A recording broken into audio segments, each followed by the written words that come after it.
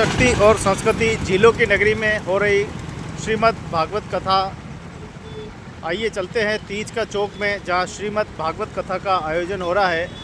भाई साहब दिनेश जी हाड़ा समाज के द्वारा कथा आयोजन हो रही है और हमेशा दिनेश जी भाई साहब भक्ति के बारे में दिखाते रहते हैं। और कलश यात्रा का कवरेज भी आपने ही किया था, बहुत ही शानदार कवरेज के साथ। और अब हम चल रहे हैं। ये सबसे गर्व की बात है कि 20 सिटी सबसे मेन बाज़ार, जो कि दिल्ली गेट का बाज़ार है। दिल्ली गेट, तीज का चौक, धान मंडी, भक्ति की चेतना, भक्ति का जागरण हो रहा है। और पूरा देखिए दिल्ली गेट। तो बाज़ार का दृश्य भी आप देख रहे हैं। और इसी बाज़ार में कुछ कदम आगे भक्ति की चेतना का कार्यक्रम है। सामने देखिए भोले मिष्ठान, यहाँ के गर्मा गर्म गुलाब जामुन और कचौड़ी। सामने देखो जय भोले नमकीन, एक से बढ़कर एक नमकीन। इधर हम देखेंगे राजलक्ष्मी, फल फ्रूट वगैरह सब मिल जाएंगे। गर्मा गर्म देखो आज तो माल पे, गर्मा गर्म माल पे। हाँ क्या बात है, लगे हुए हो? भगवान के लिए। हाँ भगवान के लिए नमकीन।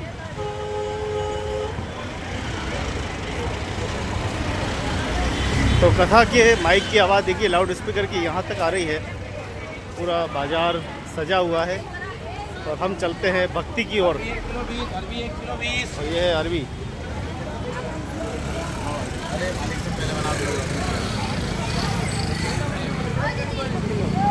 ये देखो हमारी मैया देखो बात करते करते जा रही है। धन भाई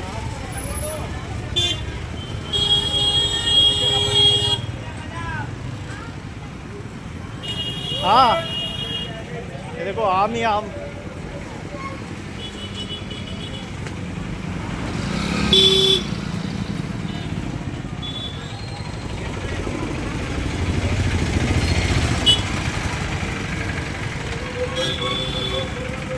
तो श्रीमद् भागवत कथा ज्ञान सत्संग में हम चल रहे हैं। और दिनेश जी भाई साहब देखो धीरे धीरे कथा की ओर बढ़ते जा रहे हैं। हाँ जी, आज कथा का कौन सा दिन है?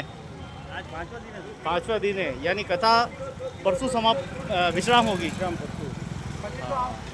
तो हर वर्ष ये कथा आयोजित होती? बिल्कुल हर वर्ष पुरुषोत्तम तरफ से हर वर्ष कथा का आयोजन। अच्छा, पुरुषोत्तम मास में। तो इस बार तो पुरुषोत्तम मास में पूरे उदयपुर में हर एक मंदिर, हर एक जगह कई महीने भर की कथा, कई 7 दिन की कथाएं, अलग अलग कथा हुई है। और ये है महत्व यही है। अच्छा, महीने का महत्व यही। तो गर्मा गर्म माल पे इधर चाय की पत्ती, गन्ने का रस, मेन बाजार है ये। संतोषी माता का खूबसूरत सा मंदिर।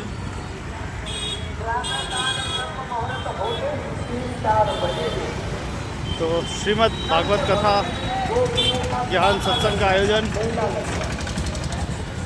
तो यह है माहेश्वरी सेवा सदन। पुरुषोत्तम मास के पावन अवसर पर श्रीमद् भागवत कथा का आयोजन 8 जून से 14 जून तक दोपहर 2 बजे से शाम 6 बजे तक परम पूज्य श्री स्वामी जी श्री 1008 श्री अनंत राम जी महाराज शास्त्री महाराज के द्वारा यह कथा सुनाई जा रही है। आप इसी कथा का आज पंचम दिन है और सभी इसका पूरा रसा अमृत कर रहे हैं। हाँ बाबू जी, कोई बात नहीं।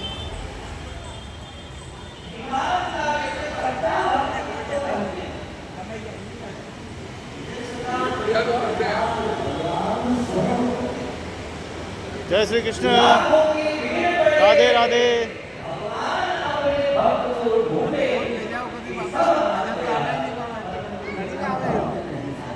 ये बेटा नहीं सब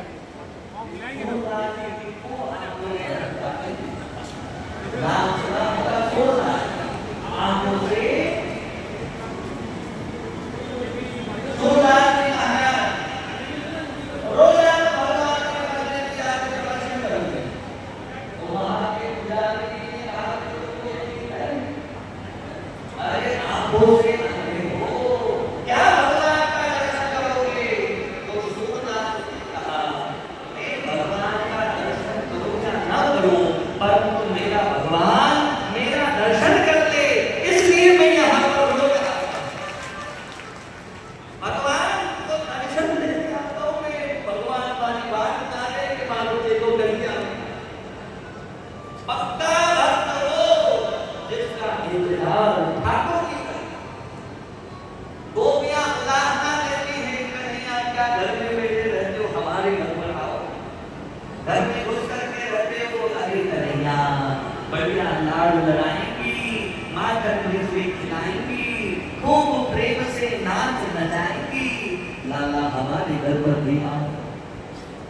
अब भगवान ने एक मंडल तैयार करा। कौन सा मंडल?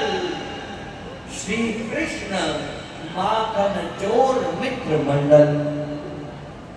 जैसे आपकी ये 6 सभा की बैठक बैठी है ना, श्री तैनिक साहू समाज पंच महासभा 6 बैठक। एक बार जोरदार तालियां बजाकर आप इन सभी का स्वागत करें। सज्जनों, भगवान ने भी ऐसी एक बैठक बना ली, और जैसे आप सभी के कोई अध्यक्ष है, कोई उपाध्यक्ष है, ऐसे इस मंडल के ठाकुर जी अध्यक्ष बन गए। कौन सा मंडल? श्री कृष्ण माखन चोर मित्र मंडल। भगवान बन गए अध्यक्ष। अरे कन्हैया हम क्या करेंगे? करना क्या है? चोरी करेंगे, चोरी। अरे लाला ये तो अच्छी बात नहीं है, चोरी करेंगे तो पिटाई होगी। अरे क्यों घबराता है मधुमंगल?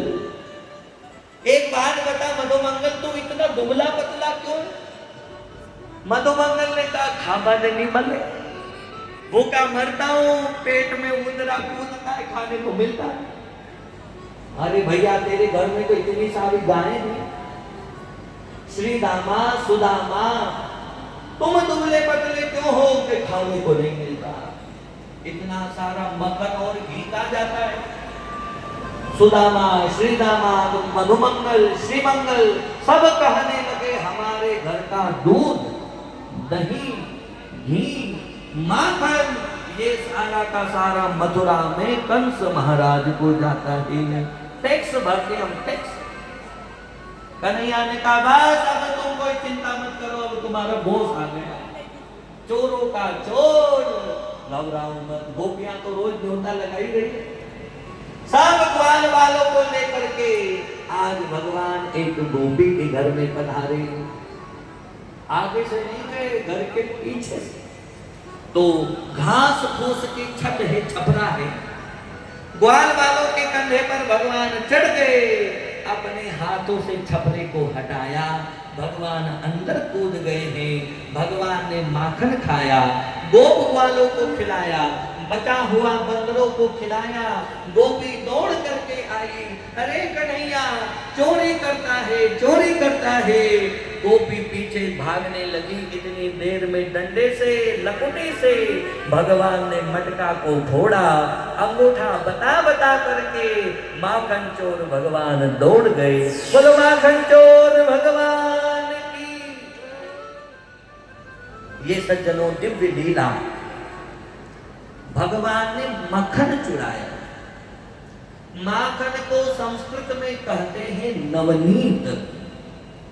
नवनीत का मतलब होता है जो हमेशा नया रहे, कभी सड़े नहीं, बासे नहीं, खराब नहीं हो, उसको कहते हैं नवनीत। आप हजारों भक्त यहाँ पर बैठेंगे, कौन कौन चाहता है कि भगवान भी हमारे माखन को चुराए? सब चाहते हो। माखन क्या है? ये जो हमारा मन है, ये सज्जनों मक्खन है। अभी तो मक्खन नहीं है, अबाणु ताड़ा में भाटा मलक भर रहा, परंतु इस कथा से इस मन को हम माखन बनाए। माखन कैसे निकलता है? पहले दूध को गर्म करो, उसको पकाओ, सिद्ध करो, फिर दूध में जामुन डालो, दही बनेगा, फिर दही का मंथन होगा, फिर उसमें से इतना सारा दूध और इतना सा माखन। तो ये जो हमारा मन है, इसको राम नाम का रगड़ा लगाओ, राम राम की मथानी से मथो, कृष्ण नाम का जामन डालो, फिर उसमें जो प्रेम निकलेगा वो सज्जनों माखन है। उस प्रेम को भगवान चुराने आते हैं।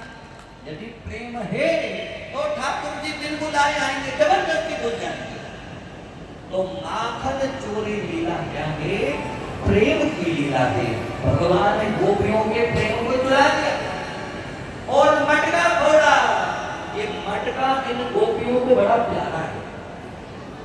इन ग्वाल वालों के पास में कोई धंधा नहीं, नौकरी चाकरी दुकान कुछ भी नहीं, एक ही काम है, ग्वाल वाल है